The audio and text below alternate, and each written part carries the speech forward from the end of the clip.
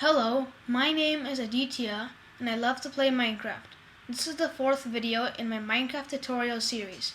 Today we will be talking about generated structures. So, what is a generated structure?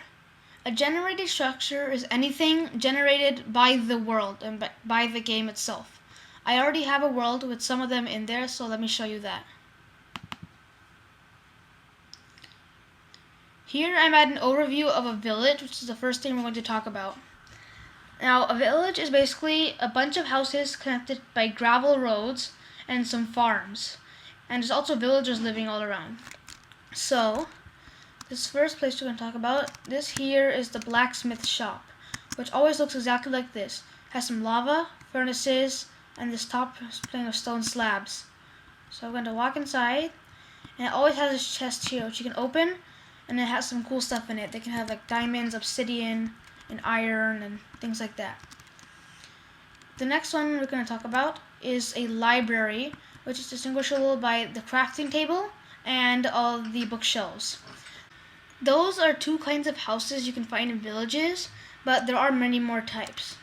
The next part of villages are the farms here. There are three crops that villagers grow: potatoes, wheat, and let me see if I can find some carrots, which are over there. And a village can have many farms and sometimes only a few. The last part, and probably the most important one, are the villagers themselves. Villagers can have different professions, such as this white one here is a librarian. Hi, Mr. Librarian, I like you. Here is a butcher, who has trades related to meat. This one here is a farmer. Let's see. Some more farmers. Farmers are the most common villagers. Then this one here is a blacksmith. And then there's one more type. I'm trying to find one. Well, here it is. He's a priest. He has a purple robe on. Hi, villagers. I like you.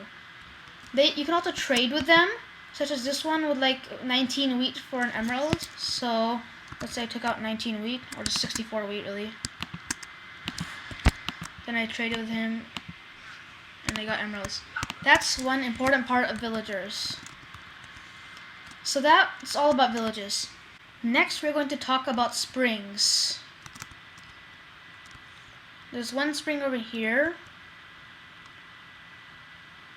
So a spring is basically one block of water or lava anywhere on the map, and it can spill out and make a giant waterfall like this one. You see the source block is here, and it all spills down to this giant river here. This river is the next thing I'm going to talk about, which is basically just this giant pathway of water in the ground, and they can go on for a long distance, and squids can also spawn in them. So let's go back to this point because there are some other things I need to show you.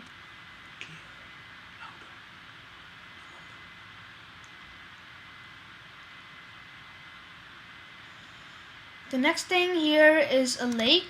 This is a lake. It's basically a small body of water, and also squids can spawn in here like this one here.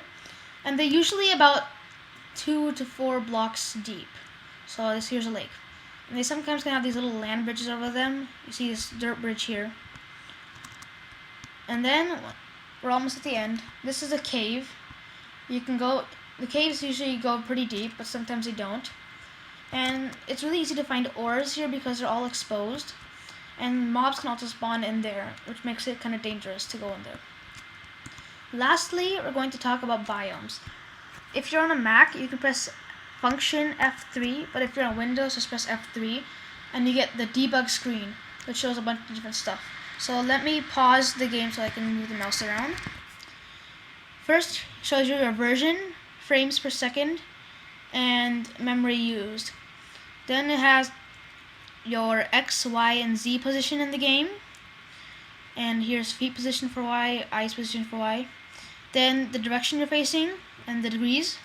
Then the biome, which is a desert, and we're going to talk about biomes in more detail. Then sunlight and other light. And then whether you're touching the ground or not. If you're touching the ground, it'll say true. If not, it'll be false. So, now let's talk about biomes.